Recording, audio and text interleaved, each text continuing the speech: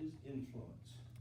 It's not a position, it's not a power, it's not a business owner, it's not the plant manager, no offense. It's each one of us, whether we're in the safety field and out there on the job working, or whether you're in the administrative role. So I want you to repeat after me, leadership is influence. Leadership is influence. That's what I want you to walk away with today, thinking that leadership is influence. And how do we influence the people around us?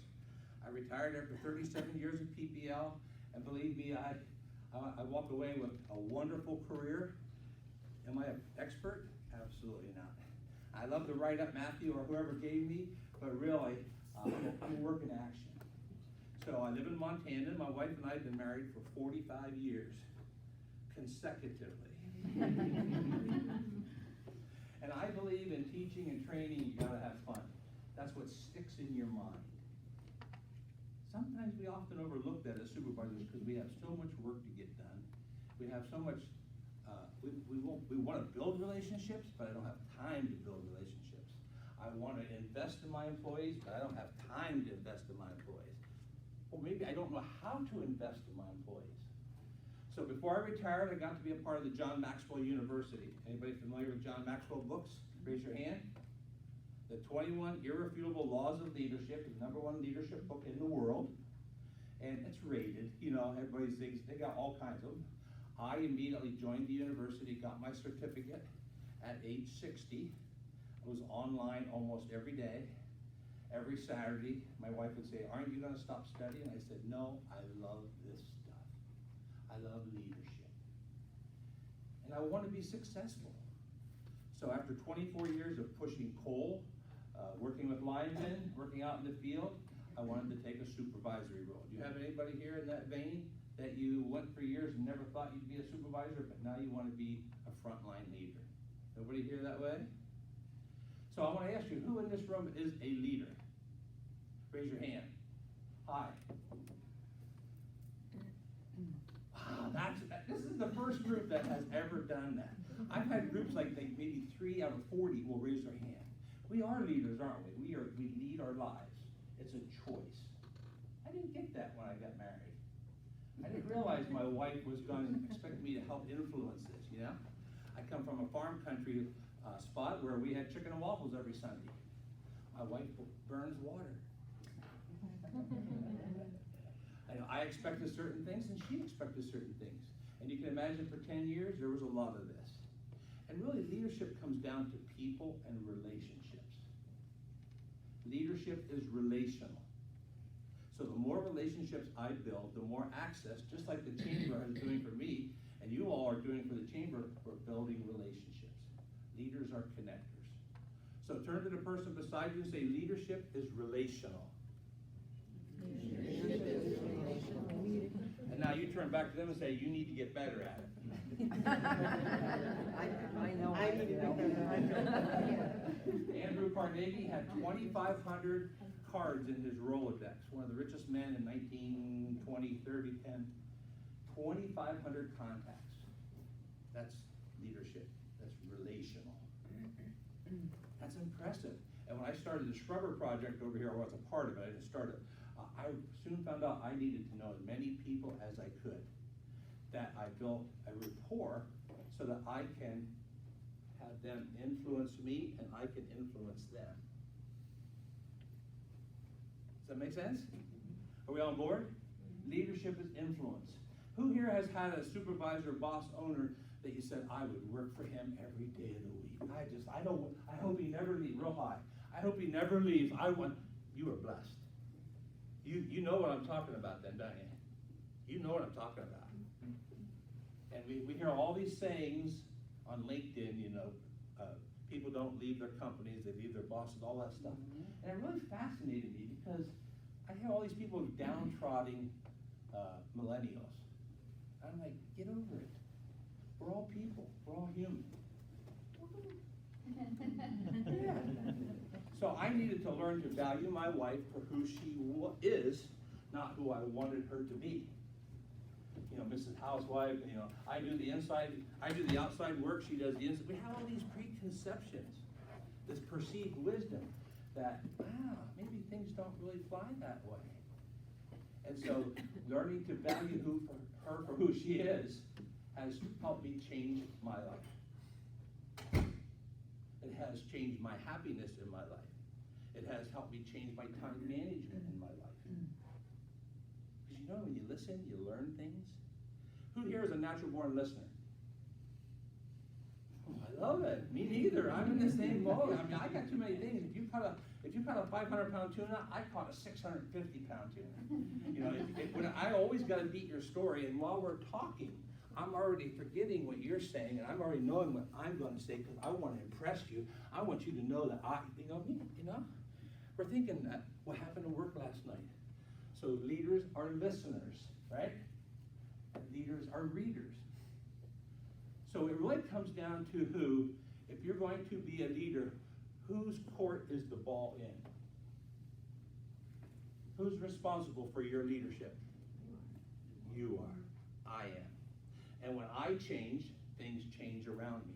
When the next new thing comes down the pike, a new computer system, the changes never stop. I'm the one that needs to check my attitude, my motivation, and how I influence others. You ever seen that one person who can really sour the whole group? Just complains, every day over the water cooler. You get out of a team meeting and you walk down the hall and they're already complaining about Kaz. I know, I have guys complain about me. I know that happens. So that's what fires me up to grow. Because as leaders in this room, when you go home at night, your crews, your acquaintances, your relationships, do you know who they're talking about at the dinner table? You, me. That's important to me. I want to lead a life of influence. I want to be successful. So what is success to you? I'm kicking this off a little bit different than you might have thought, developing leaders around you. Success. Travis, right? Nope.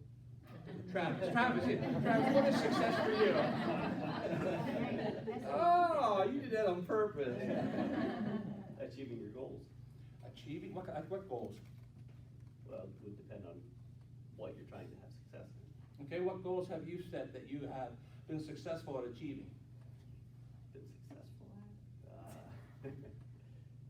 at? I mean, we have weekly production numbers that are our goals. We have, trying to maintain our staffing goals. How about in your personal life? Personal life, just getting to where I've got in my life. Maybe a home, big boats, family, children. Home, cars, land. That's Yeah. success.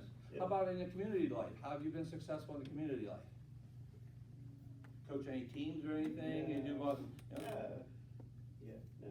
Because Travis Ferry from Woodmode reminded me that when you're a leader in your home, at work, and the community. Everybody is watching. I take that seriously. So let's have everybody stand up.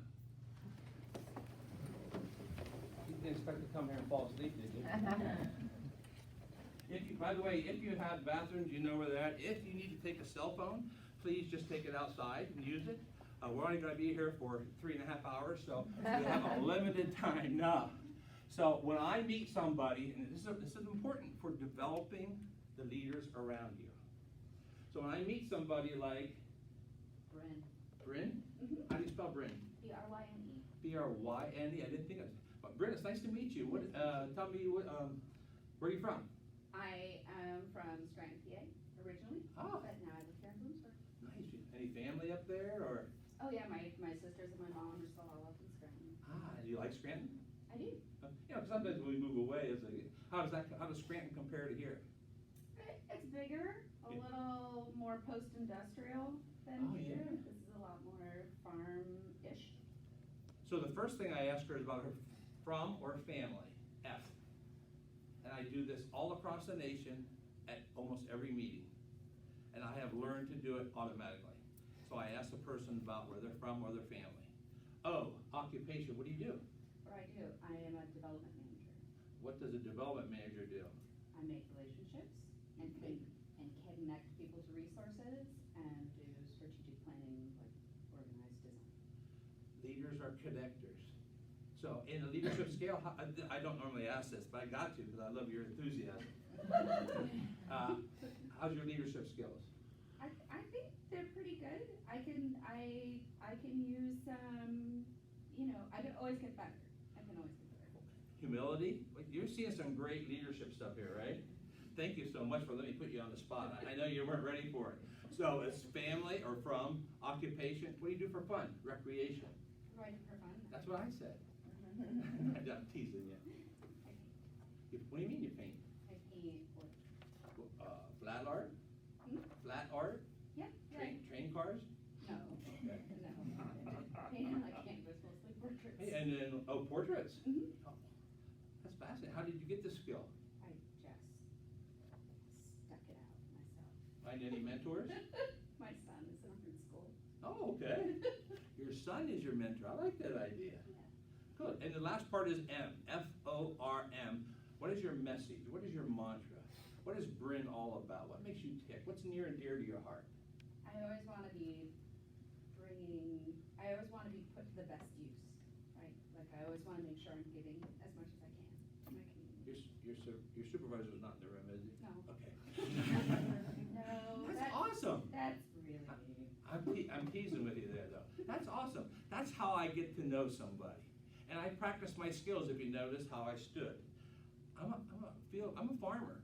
That's my background, push and pull. I had to learn these skills. So when I learned form, you get in a position where you meet somebody at the chamber, you meet somebody at a soiree, you meet somebody it's like, dude, you don't know what to say, you're intimidated. Are you ever intimidated by anybody?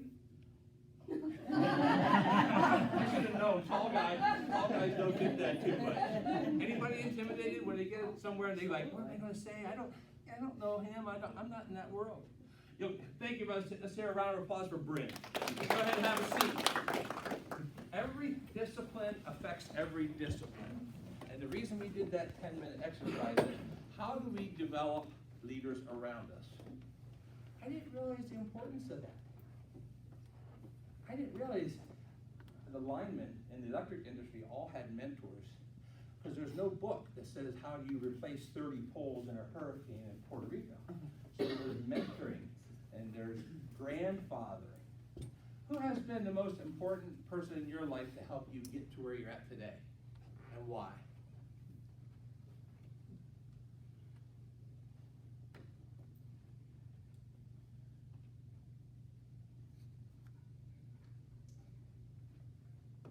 Who would like to share?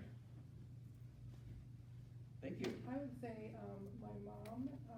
I often think about being small and being drugged to like a nursing home where she worked in like a fire room and just us having to hang out there. And now she runs multiple assisted living facilities on the East Coast. So that's something that I would always like to instill in my daughters. So I remember that work ethic. I remember her working her way up. I see the relationships that she built over the last however many years, and that's just, it's awesome to me. She built up what over the last Relationships. She built up what over the last 50 years? Relationships. She built up what over the last 50 years? Leadership is relational. I didn't get that all the time. You know, it's coming into work saying, hey, how was the softball game for your grandson on Friday night? It's relational. Who can remember their grandparents when you were young and they were, let's say, 60, 62? Can you remember that? What did you think? They were old. I'm never going to be 60, 62. Wow, and now here I am 65, and I feel 25. They had a great impact on us, from our neighbors to everybody. So think about it, as we can develop other leaders, what am I doing for myself? And I love sending a crew out with a GPS to go find a pole down. And you know the most important part on a GPS? You know I'm talking about GPS now, right? You know? I know you do, I'm teasing you. What's the most important spot? Where you are here. Where you are. Who said that? Thank you. What's that?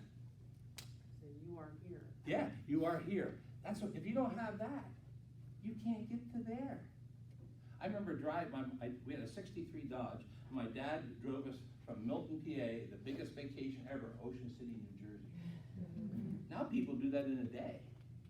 And we're going down there and all the roads are coming together and this big boat, blue car, we're cruising down. Pretty soon my mom says, well, down there's 476. Oh, I'm on the wrong road. I mean, Now we live by that GPS, and if you get off track, what do? It's pretty hard. You don't have a map right there. My point is, where do we want to be?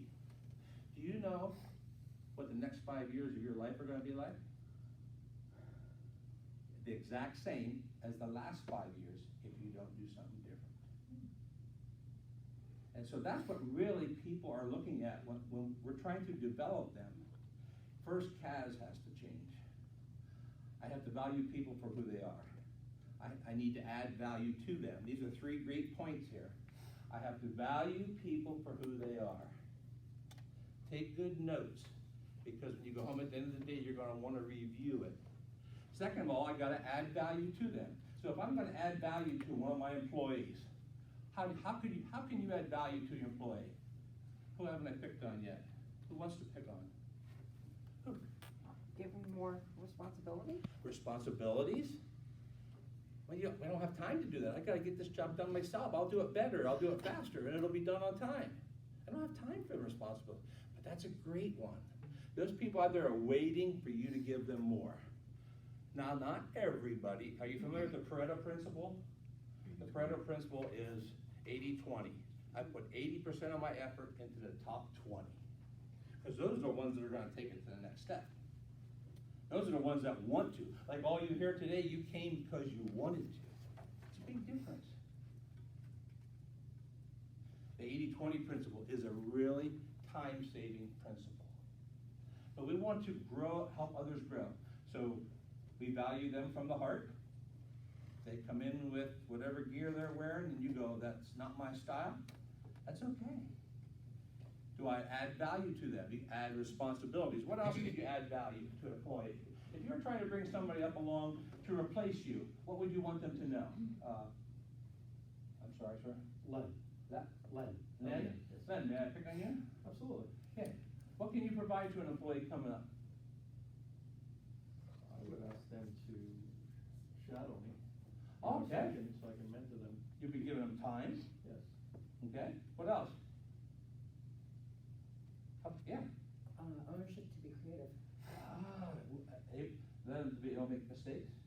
Be creative. Allow them to make mistakes and create their own process. So in job shadowing, if I'm gonna mentor someone, I'm gonna say, this is how I do it. However, you may have a better way, could be more efficient.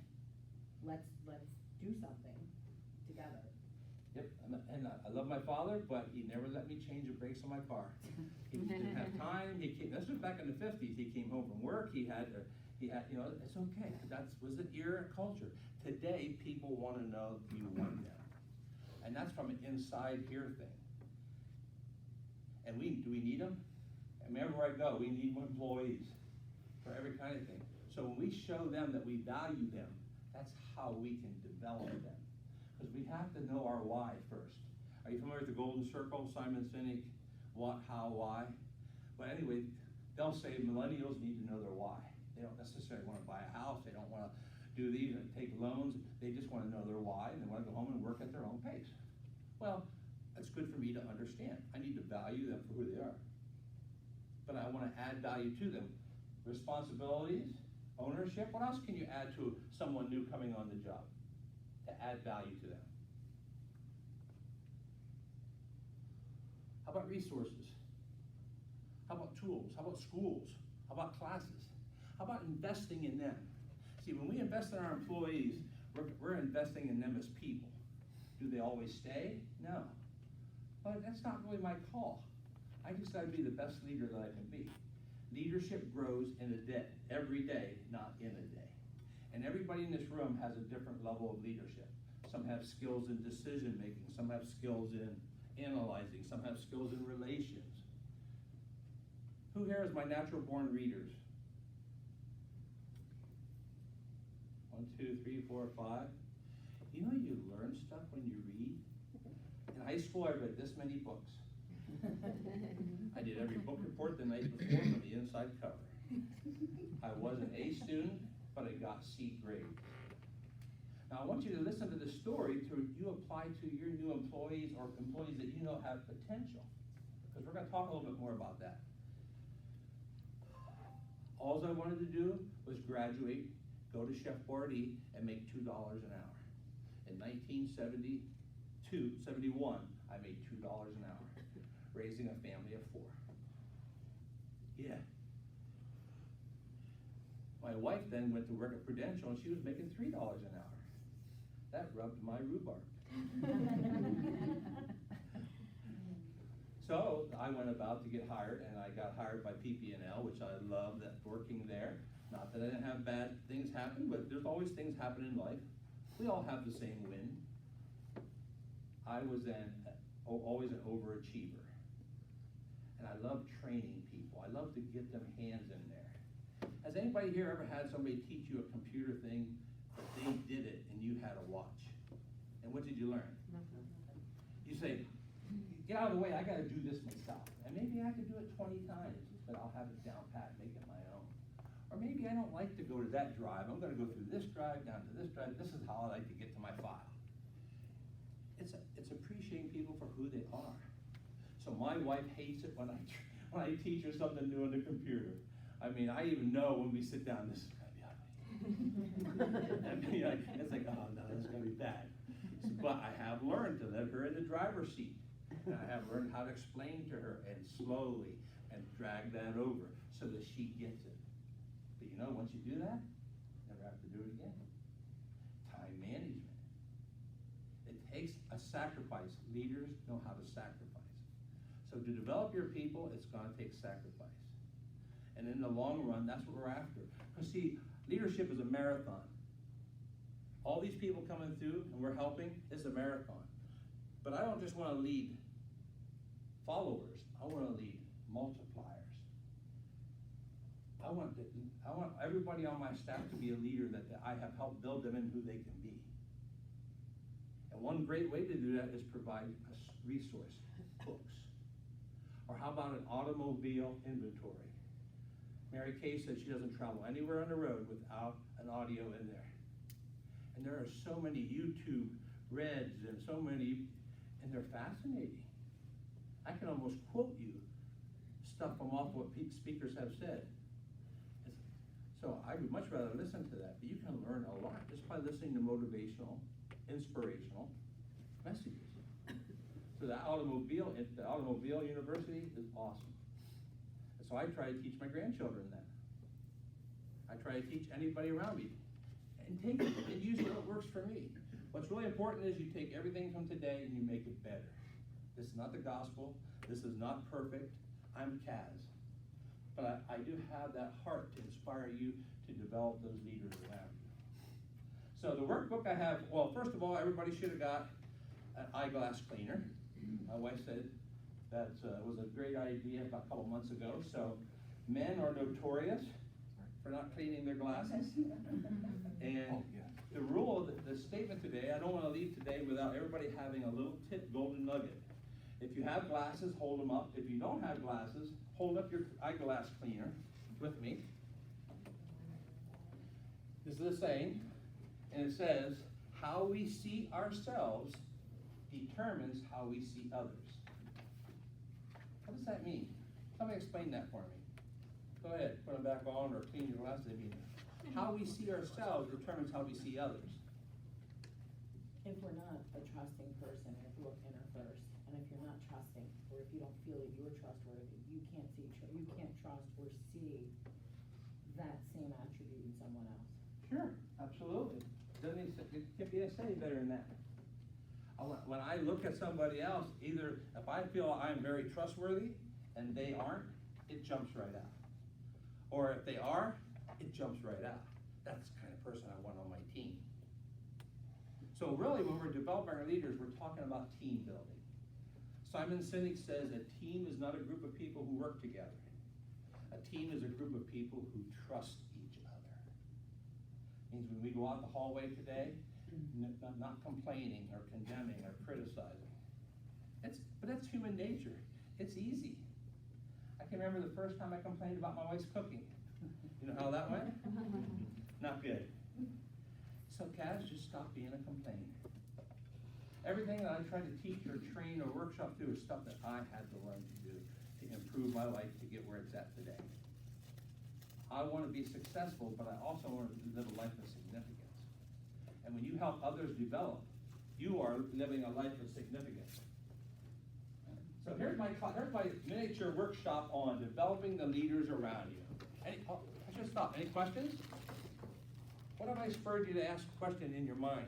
Because you're going to find times where I don't say anything, so I want you to think about things.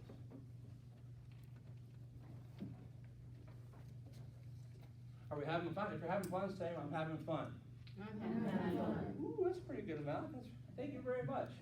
It's important to me that you walk away with tidbits to change your life, to make life better for you, to help your company grow, because our companies don't grow unless we grow. Our employees do not grow unless I grow.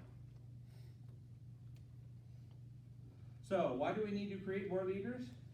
That should be your most important task, is creating more leaders.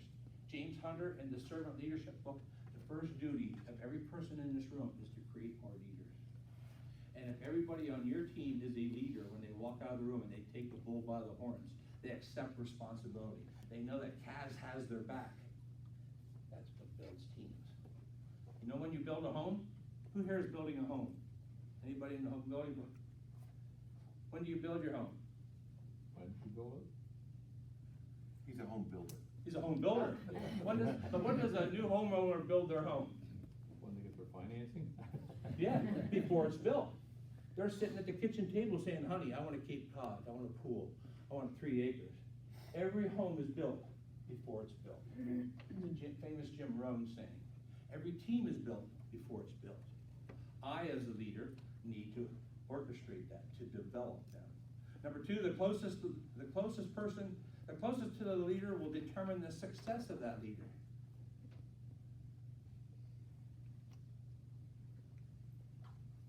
The last one says, leaders who mentor potential leaders multiply their effectiveness.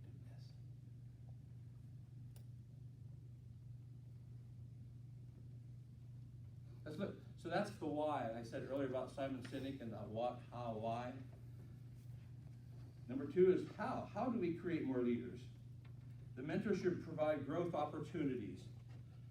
We talked about relationships, exposing, hey, who do you know that I need to know? I met with Matthew a couple months ago, and I said, hey, with your chamber night, who do you know that I need to know to help me grow? We had a great conversation. How about an environment to take risks, tools and resources, and spending that time and energy? Is anybody here into dogs? Anybody here love dogs like a family member? Yeah. Well, I have 3, and I've been using my Labradors to teach in all the schools around and some businesses. I'm a dog person, and it takes time and energy to train a dog. I mean, to the degree I'm talking about. I think my wife, what's that? And consistency. Consistency, yeah. I think my wife had to spend a lot of time and energy with me. But I'm a work in action. So leadership is what? Influence. Leadership is influence. To say it again, everybody. Leadership is influence. See, we often end up 65 years old and wonder, where did the days go? Where did the time go? Where did my life go? So now's the time when we can build that house before it's built. I can build myself as a leader. And your crews, your people around you are waiting for you to take that leadership role. At 3 o'clock in the morning, out in the woods somewhere real far, when there's a cabin out of power, and that lineman or two go out there, they're all by themselves. I want them making the right decision. And it's not always the same. It's dangerous. There's safety tools. There's homeowners that are not happy. So I help them become who they can be. Because it all starts where? Inside. Leadership is an inside job. So I need to determine to build that house. I need to determine to grow. So let's look at the 5 things we have listed here on how to help a leader develop. Because I want to look at all my employees as leaders. And a lot of them come to us with not much knowledge in the background, not much self-esteem, not much self-image. Or maybe it's the opposite end of the scale. But you know, when you interview somebody, these new interviews, they're interviewing you also. When I grew up, I wanted to leave the best impression. Today, they're watching for your impression. Do you care about them? One of the great John Maxwell sayings is, people don't care how much you know until they know how much you care. Accountability, mentorship.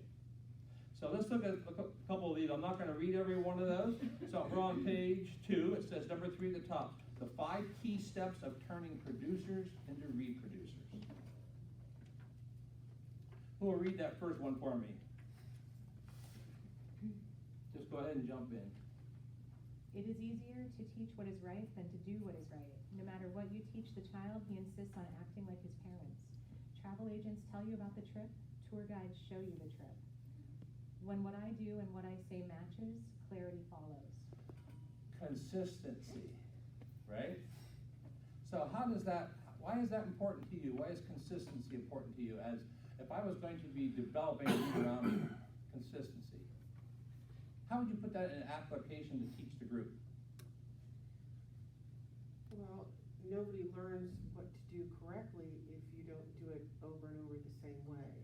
Or if you don't do it the same way, you find ways to do it better. So you're familiar with dog training and that when you said the consistency? Mm-hmm. Why does the dog need to, why do I need to be consistent with that dog when I'm training? Because they get confused and they don't know what you want from them. I don't mean to say you're, oh, I'm sorry. If you do it inconsistent, if you tell them to sit and don't wait for them to sit, then they don't, and you keep saying the command over again, that doesn't make them sit any faster. Doesn't make them understand what you want.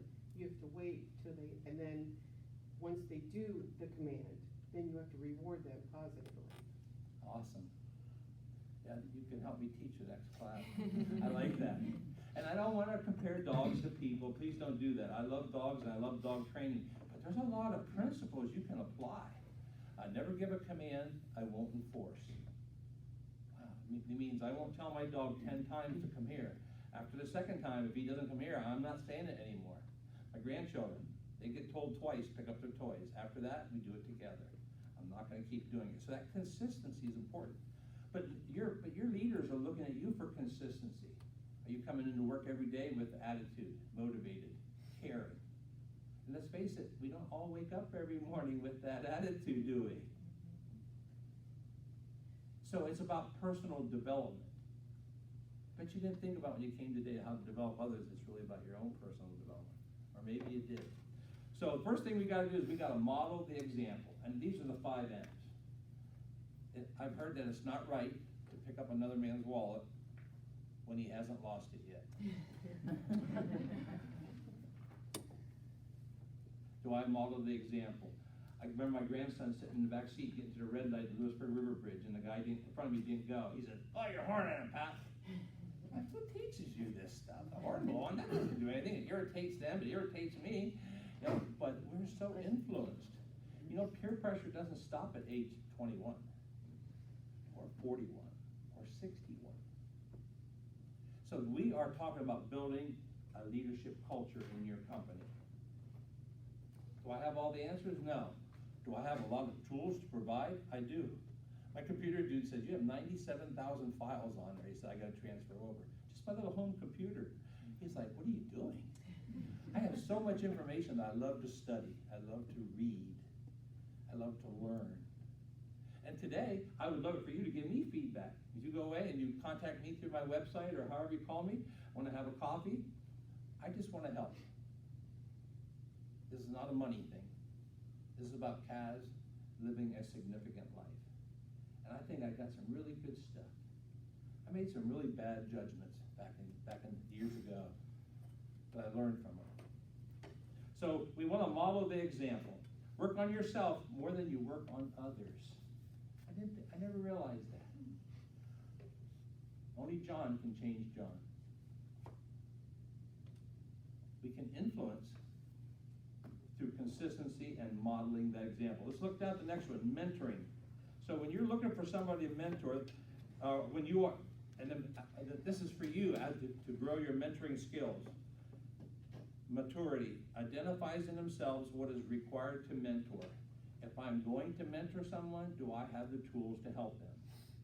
Or if I have selected another person in my group to help, I want to make sure I have provided them. Do they have what they need to it? And you might think you're a pretty good mentor, but when you start reading some of this stuff, it's like, oh yeah, I never thought of that. Oh, that's different. Compassion. Somebody say compassion here earlier when I said about leadership? No. Okay. It was yesterday. At age 65, I get my days crossed. But anyway, compassion. Why, if you're going to influence, if you're going to develop somebody else, why is it important to have compassion for them?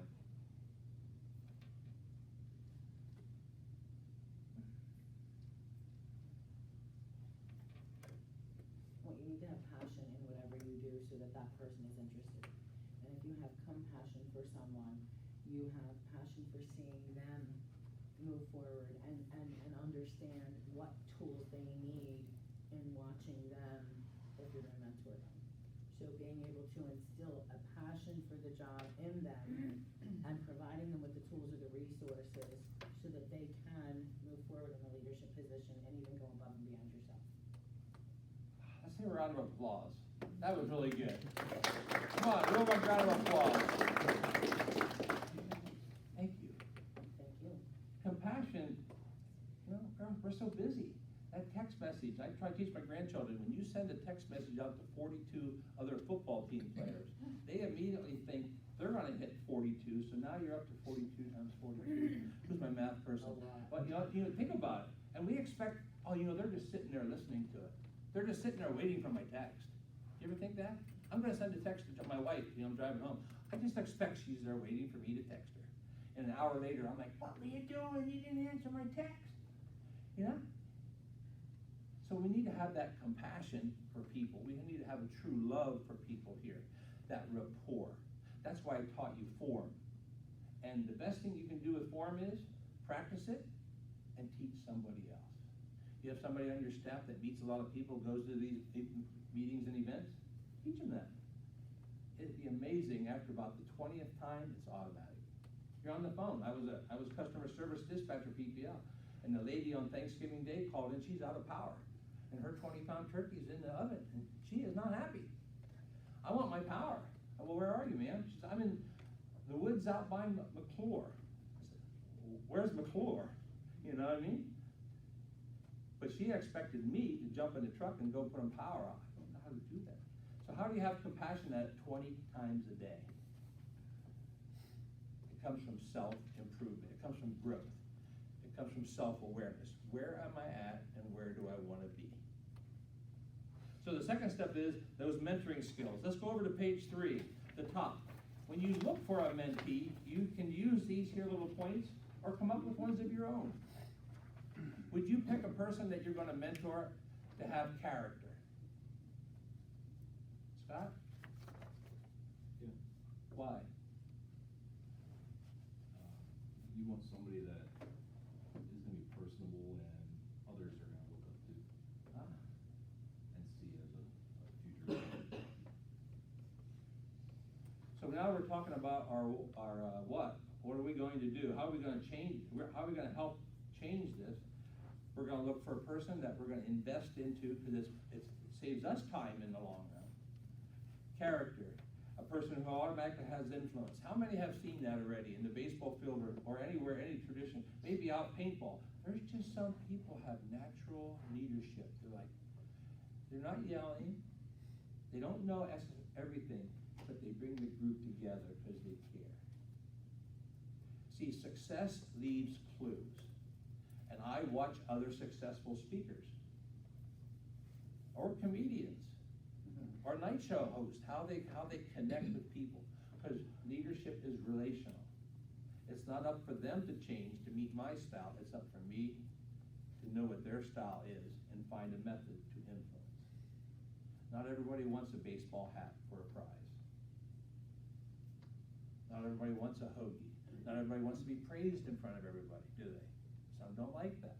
So it's about relationships, and we know them. We can develop them. But who else gets developed when you're developing a mentee? A little louder? You do. Well, how does that work? Why does that work? Or how have you seen that in action?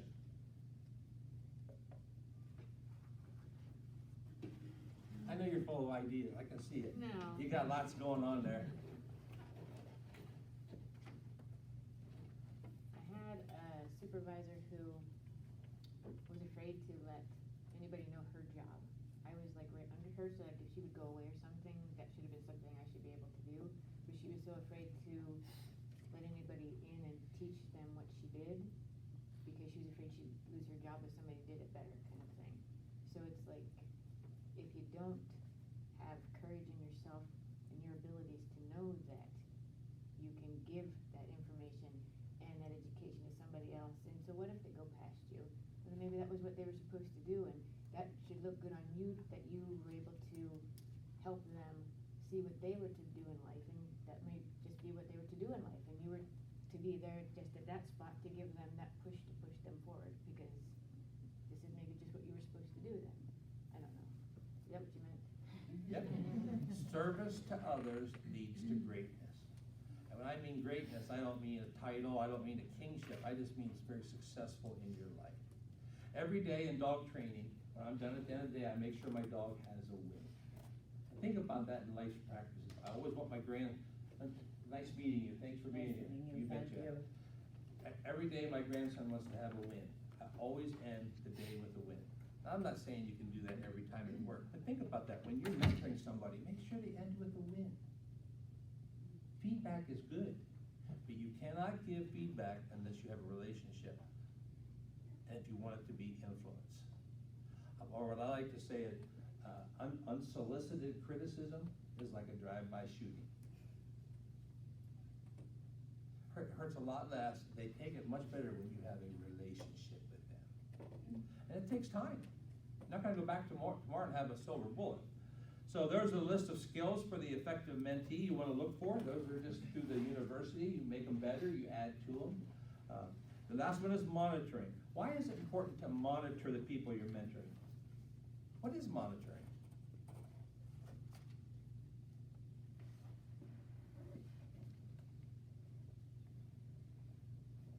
Gauging their progress. Pardon me? Gauging their progress. Ah, and how do you do that? By watching how they're progressing. Yeah. Paying attention. Paying attention, yeah. So it needs to be a discipline on ourselves, right? That we're paying attention, sure. Yeah, it's like accountability, you know. People say, if something doesn't come right, well, I'm holding you accountable, you know, my car's not fixed right, you know. But when it comes to us, sometimes we're like, don't hold me accountable. And many times people look at accountability as a bad word. Like, ooh, I'm just here to paint cars, ooh, I'm just here to make chef bourdi, I don't hold. But the thing is, if we're going to develop more leaders, we need to hold them accountable. But the same way, that comes back to you. They hold you accountable. So who grows in that situation? Both of us. If you had heard me speak like this 5 years ago when I invented this, I'm about 80% better than I was just 5 years ago. You know why? Because I asked the group for feedback. Not today, or I asked my wife if she sits in, feedback. And sometimes it hurts. Sometimes I don't like it. Sometimes it hurts my feelings. But I grow. Matthew gives me feedback. I mean, I'm counting on feedback. I'm not anywhere where I need to be yet. And the last part, we did monitoring. It's so important to monitor that. Let's look to the back page. Motivation. And I'm just going to tell you a small story about motivation, and I'm going to let you figure out how to motivate the people you are around you. There was a West Texas farmer, had thousands of acres of land, thousands of acres, thousands of oil wells, thousands of horses, thousands of cattle, and he had a beautiful daughter ready to graduate. And he knew that when she would graduate, everybody would be at his farm to seek her hand in marriage. Well, this farmer had an Olympic-sized pool outside, beautiful, clear, blue water, crystal. And so on a Saturday, he invited all the suitors in that West Texas to come to meet his daughter. If you heard this one before, don't stop me, I wanna hear it again.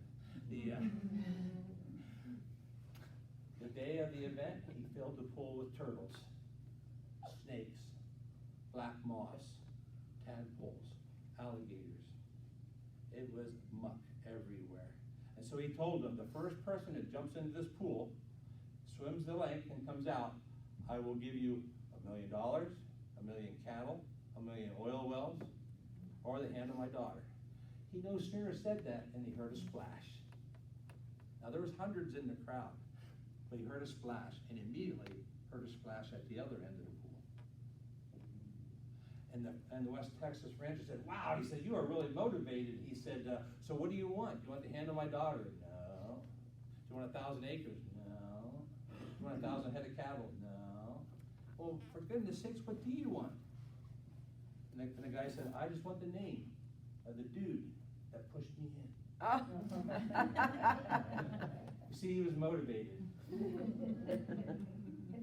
So part of this mentoring is motivating our people. I use that story as an example of everybody's motivated differently, not by the same thing. We need to connect with them to develop them, what they like, what they don't like. When I can know and relate to what they are, what they value, because today's word is really about value. What does Kaz Russell value, and what do you value, and what do your employees value? Employees value a supervisor that listens, a leader that connects, a leader that has their future in mind, that realizes, hey, maybe in 3 years you're going to the next job. That's okay. I just want to develop you as a person to the best that you can be. You'll work out all the in-betweens. As a mentor, I don't have to work out all the in-betweens. I just want to be there to give you good guidance. I don't know if I do that. Or have you met Blake yet? And her job, she's really good. You should go talk to Blake. Success leaves clues. And now that I've cursed you with that statement, it's not my own. I plagiarize everything. I study everything. It's so true. You want to be a bicyclist? You want to be a world-class bicyclist? Who do you go to? Another bicyclist. So let's look at the last one in the wrap-up. Be a good listener. Under the wrap-up it says, how to develop others? Be a good listener. That's hard. Develop a plan for growth. I have developed a 90-day work plan that I give to my employees. I don't have any right now, but when I did. And it's both personal and business. Where do you want to be in 90 days? It doesn't have to be hard, but they have to figure it out. I want them to grow. I'm going to provide them resources. Strive for excellence. I love that one. Every day, give it your best.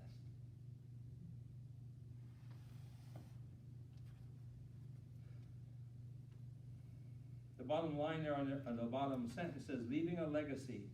I shared earlier, success is about what we achieve, what we want to achieve.